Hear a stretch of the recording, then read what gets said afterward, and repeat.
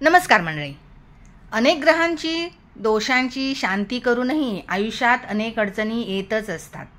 लोकांचा भर जास्त करून शांतीवरच असतो.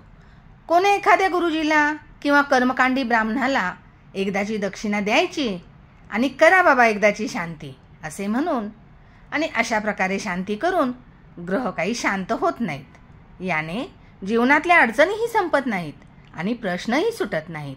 असे बऱ्याच लोकांच्या बाबतीत घडते.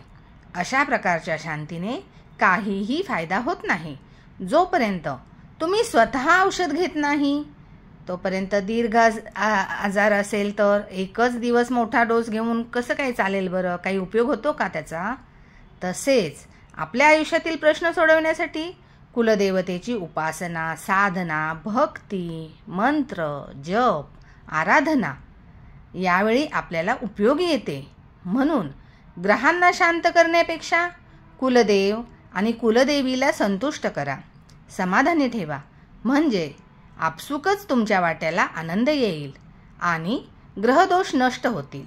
म्हणूनच जेव्हा पितृदोषाच्या शांतीचा सल्ला दिला जातो तेव्हा नुसती कालसर्प शांती करून काही फायदा होत नाही, तर त्या संबंधातील उपायांबरोबरच कुलदेवाची नियमित पूजा, अर्चना, साधना यामधून आपल्याला नक्कीच आपण तारून जाऊ शकतो आणि आपले आयुष्य सर्वांगाने समृद्ध करू शकतो. सर्व ग्रह दोषांना शांत करण्याचे सामर्थ्य कुलदेवतेमध्ये असते. त्यामुळे आपल्या मनात कुलदेवतेचा जयघोष सतत चालू असणे आपल्या आनंदी सुखी आयुष्याची गुरुकिल्लीच आहे असे समजा.